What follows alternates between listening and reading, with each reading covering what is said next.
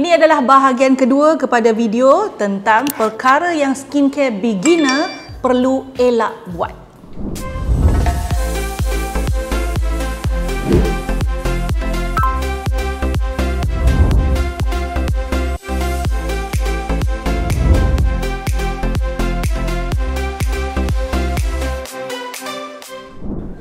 Hi Glowy girls, hi Glowy guys. Okey, dalam part 1 video ini kita dah bincangkan 3 perkara ya. Kalau tak tengok lagi, pergi tengok ya. 3 perkara yang skincare beginner perlu elak buat. Saya nak ulang sekali. Skincare beginner ni adalah orang yang tak kisah umur berapa pun, teenagers boleh, 20-an boleh, 30-an boleh, tapi bila mereka mahu baru nak mulalah ya, ada intention untuk merancang skincare rutin mereka. Perkara-perkara yang saya sebutkan ini sering terjadi kepada mereka. So video ini didedikasikan khas untuk anda. Baik, kita sambung dengan perkara yang keempat. Apa yang skincare beginner tidak boleh buat ataupun perlu elak buat. Over exfoliate. Ini adalah perkara yang skincare beginner perlu elak sangat. Perlu elak sangat daripada terbuat ataupun dibuat. Kenapa saya sebut over exfoliate? Kerana ramai pengguna skincare, terutama skincare beginner ini, mereka terlalu teruja tau. Bila nak pakai satu produk tu, dia tak check bahan-bahan. Rupanya ada bahan yang bersifat exfoliant di dalam semua produk yang dipakai dia. So apa itu exfoliant? Exfoliant adalah bahan ataupun produk yang mana berupaya untuk menanggalkan sel kulit mati ya, sama ada di permukaan kulit ataupun yang berada di dalam liang pori-pori. Selalunya bahan yang bersifat exfoliant ni adalah AHA, alpha hydroxy acid. Kalau dah tengok banyak video Glowy confirm dah tahu. So AHA contoh yang biasa adalah lactic acid, glycolic acid, malic acid. Tapi glycolic dengan lactic acid adalah dua jenis acid yang biasa ditemui dalam produk-produk. Dalam cleanser ada, dalam moisturizer ada, dalam serum ada, dalam toner pun ada. Jadi hati-hati kerana kalau anda pakai semua produk yang mengandungi bahan ini ya, AHA ataupun BHA, contoh paling mudah salicylic acid, ia boleh ya secara perlahan-lahan tapi jangka masa yang agak panjang dan pendek boleh jadi juga 2 ke 3 minggu anda akan merasai kesan tanda-tanda yang mana kulit tu mengalami kekeringan, mula rasa mengelupas, mula rasa macam tegang-tegang. Itu petanda-petanda awal over exfoliate sebenarnya. Tapi ramai orang skincare beginner ni, dia buat apa tahu? Bila muka dia rasa tegang-tegang tu, dia rasa macam wah, ini mungkin kesan baik ya. Dia tak sedar rupanya muka dia perlahan-lahan sedang mengalami kerosakan. Ini yang kita panggil skin barrier damages. Okay? So over exfoliate ni ya adalah tindakan yang menyebabkan keadaan yang dipanggil over exfoliation, keterlaluan dalam pengelupasan. So kenapa saya larang? Nak reverse balik memang payah. Kalau anda dah ter-exfoliate ni, kalau nak reverse balik maksudnya nak pulihkan kulit tu perlu ambil masa yang lama, perlu berhenti pakai semua produk yang ada exfoliant ini dan perlu banyakkan produk yang melembapkan dan menguatkan kembali skin barrier. So ingat, lebih baik elak buat over exfoliation ni daripada nak cegah, nak rawat. Nak rawat lebih payah daripada nak cegah. Lebih baik cegah. Perkara yang saya fikir perlu juga dielakkan oleh skincare beginner adalah terlalu cepat tukar produk. Yang ini ada beberapa sebab tau. Boleh jadi anda sebagai skincare beginner menggunakan media sosial ya, TikTok ke, YouTube ke, Instagram ke, tak kisah yang mana satu, untuk menjadi rujukan anda ketika nak cari produk.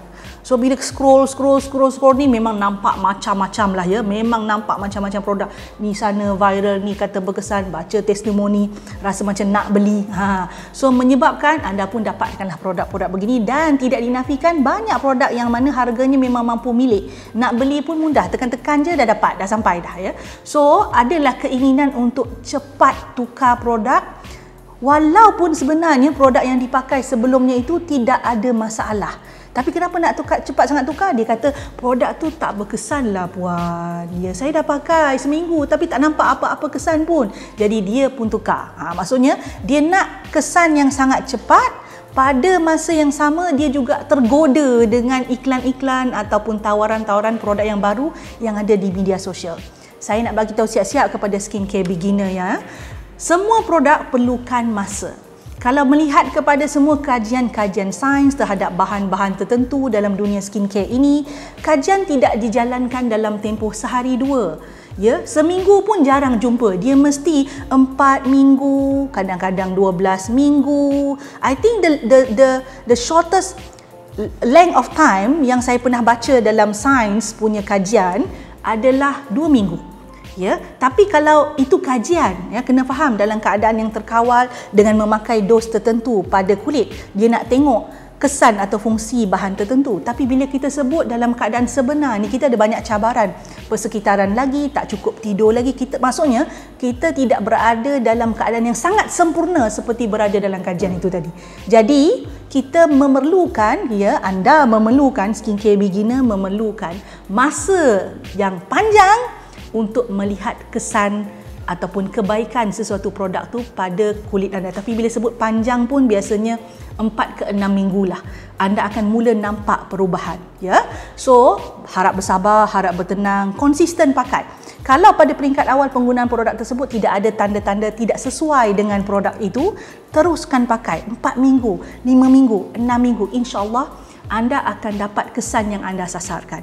Dan any kind of skincare, saya nak pesan, any kind of skincare produk memang perlu konsisten pakai dan juga teruskan pakai. Jangan terlalu cepat sangat bertukar untuk melihat kesan yang lebih ketara.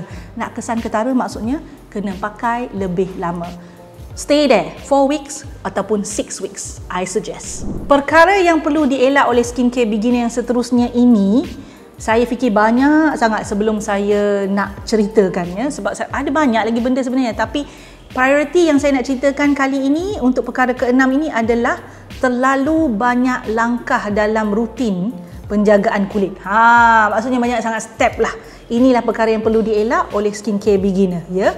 Kalau anda seorang skincare beginner, mungkin selalunya dihantui oleh pandangan bahawa lebih banyak skincare produk, ya, sebab ada banyak bahan-bahan yang bagus dalam setiap langkah itu, dalam setiap produk itu, pakai pada kulit, maka lebih cepatlah anda boleh capai sasaran kulit yang anda nak capai ataupun #skin goal gitu kan, ya. Saya sendiri pun dalam peringkat awal, semasa peringkat awal saya memakai produk-produk skincare ni, saya menggunakan 10 langkah. 10 step skincare routine yang terkenal K-beauty itu kan, ya.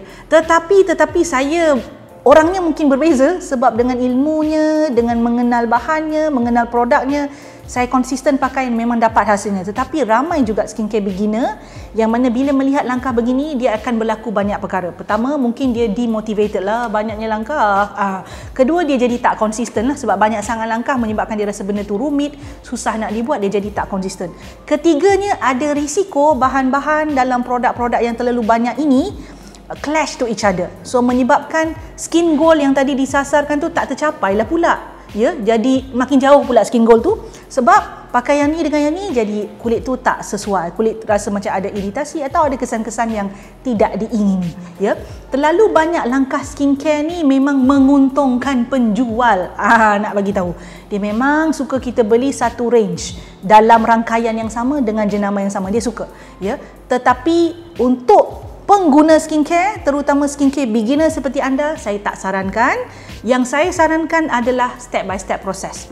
Ya, pertamanya macam biasa, cleanser, kemudian diikuti dengan moisturizer, kemudian di siang hari sunscreen. Sebelah malam kalau pakai 2 langkah dahulu pun sudah cukup. Sebab skincare ni dia perlu bermula dengan habit. Ya, habit maksudnya tabiat. Memang dia kena pakai, dia tidak akan tidur sebelum bersihkan wajah dia. Dia akan ada tabiat mahu menjaga kulit dia. Tabiat tu penting. So tabiat ini lebih mudah untuk dibina bila langkah tu tidak rumit. So bila tabiat ini ada, bila kita tambah serum contohnya, toner, essence dan seumpamanya, tabiat itu tidak hilang dan langkah-langkah yang bertambah satu persatu ni lebih logik dan lebih mudah untuk diamalkan. Ya, kalau anda nampak orang yang dah expert, ya, lagi-lagi lah kat social media tu kan, saya pernah nampak video ni, dia tunjuk almari skincare dia panggil skincare shelf lagi tu, produk dia banyak, yang menyebabkan adalah kat komen tu tanya, dipakai ke semua? Selalunya saya nak bagi tahu tak dipakai ke semuanya. Memang bukan semua serentak, mustahil. Dia dipakai sikit sini, sikit sini, sikit sini. Tapi kenapa seseorang itu boleh ada banyak skincare dan dia boleh ingat? Sebab dia dah ada tabiat. So mulakan dengan tabiat itu dahulu dengan cara langkah skincare itu tidak rumit. 3-4 langkah cukup. 5 langkah pun dah banyak dah sebenarnya untuk skincare beginner. Yang penting you have to commit to the routine, ya. To the idea that taking care of your skin is super important for you, your well-being and the health of your skin. Itu dia video yang saya tujukan khas buat skincare beginner yang kita telah bincangkan part 1, part 2, perkara-perkara yang perlu dielak oleh skincare beginner seperti anda. Kalau anda rasa video ini sangat berguna untuk ditonton oleh orang lain, anak-anak ke, adik-adik ke, kawan-kawan ke, siapa-siapa yang anda kenal yang baru mahu bermula dalam skincare ni, kita panggil mereka tu skincare beginner lah. Tujukan video ini kepada mereka, ya, tekan share tu, hantar dekat mereka, ataupun anda komen di bawah kalau anda nak video-video lain yang ditujukan khas buat skincare beginner.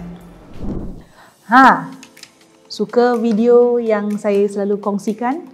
Apa kata, jangan apa kata, buat sekarang, ya. Subscribe channel saya, like, share dan pastikan tekan butang loceng tu. Ada loceng tu, yang cute-cute loceng kecil tu tekan, supaya anda mendapat notifikasi setiap kali saya masukkan video baru. Jangan terlepas, jangan tertinggal.